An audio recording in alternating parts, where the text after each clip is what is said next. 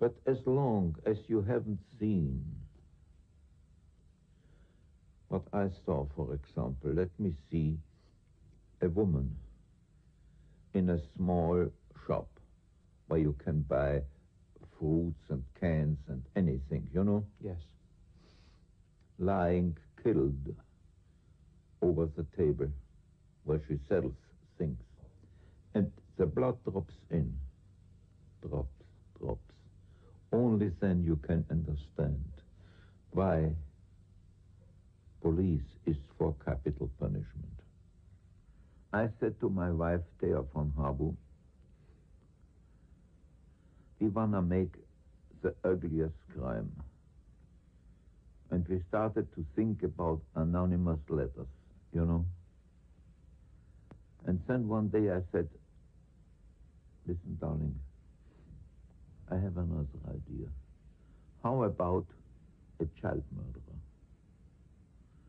I tried to find an actor where nobody would believe that this could be a murderer. No? Yes. And I found Peter Lorre. Peter Lorre came, I don't know where he was born. He was working in a so-called Stegreif theater. That means you told an actor in a theater what it was all about, and he made up the dialogue. Improvised theater. Yeah. Laurie hadn't made a film before M. No. And this was not in Berlin. This was outside. But why did you choose him? Why did you go for this particular actor? Because I thought nobody would believe that a human being looking like Peter Lorre could commit horrible murders. You're talking about the roundness of his features as opposed to... His whole behavior. The murder themselves, the molesting of the child, as in the first sequence, is never shown. There's the beautiful way you do it where you see the girl's ball roll away and it stops. And No. The first time, isn't it when he stands in front of the poster? That's right, and you see his shadow. Only the shadow? Yes. But I mean, what I'm saying is that you never really see the events that he has committed. I want to tell you one thing. I hate to show violence. I did it myself in one or two pictures because I think that the audience became a collaborator of mine. I couldn't show 10 cases what a child murderer did to a child. It would be tasteless. I myself would have hated to show it. But by not showing it, the whole audience, everyone in the audience could think about the most horrible thing which he could imagine. And therefore, the whole audience became a collaborator of mine. Is one of the ideas then to make the audience empathize with the murderer and understand him and see the possible... Not at all. Why? Just the contrary. I have the feeling in seeing M that I understand the way you present this man. He's not presented as a vile outcast of society. He is presented as for the first time, I think, in film, as a human being who commits actions that are out of his own control, as though fate has caused a quirk in him that made him become a murderer.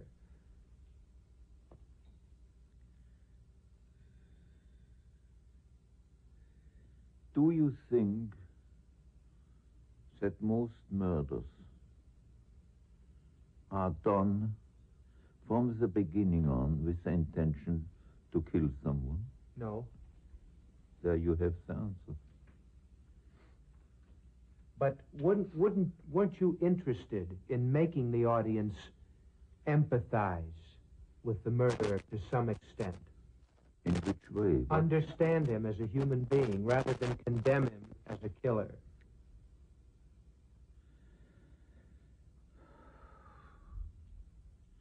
I don't know if the audience condemned him. I tell you one thing. I told you before I don't like producers. The the end of the film was, remember the kangaroo court with all the criminals, Yes. were real criminals in front. And the hand goes on the shoulder of Peter Lorre and says, in the name of, and the quick dissolve. And you saw the bench with the judge, and he said, of the law, quick dissolve.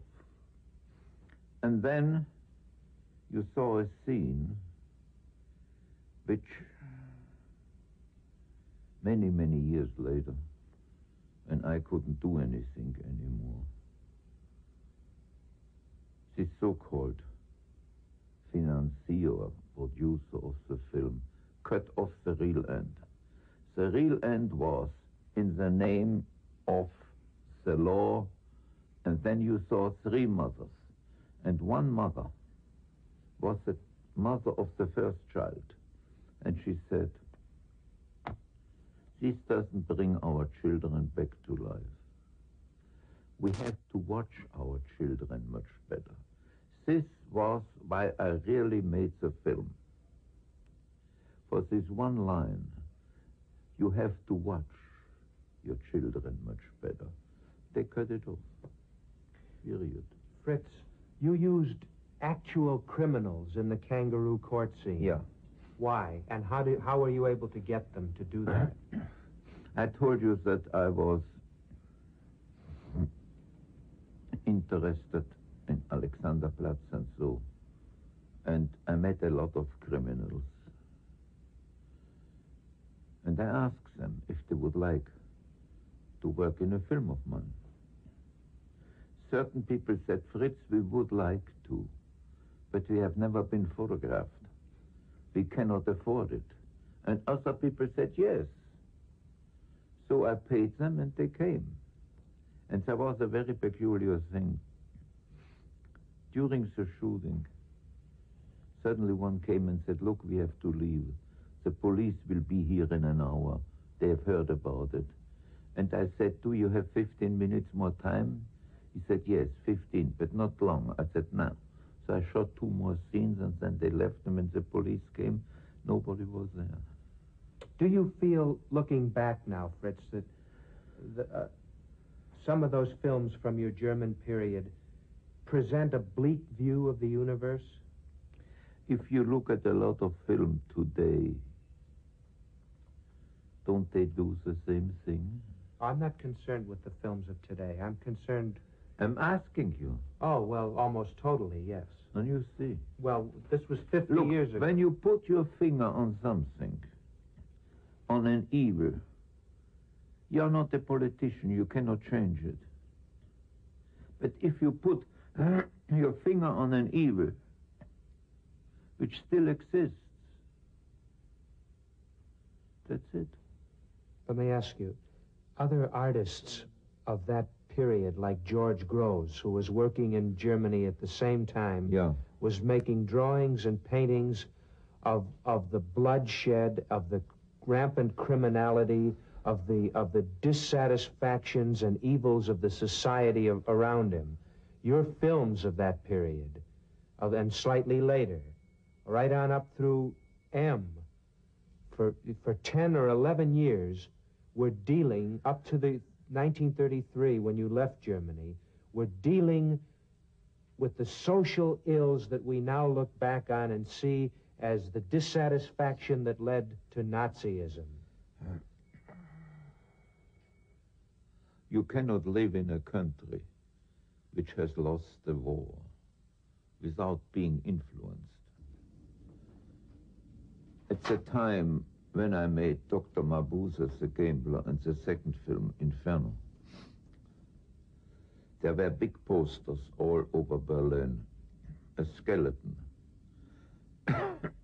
dancing with a woman. And the headline was, Berlin, your dancer is death.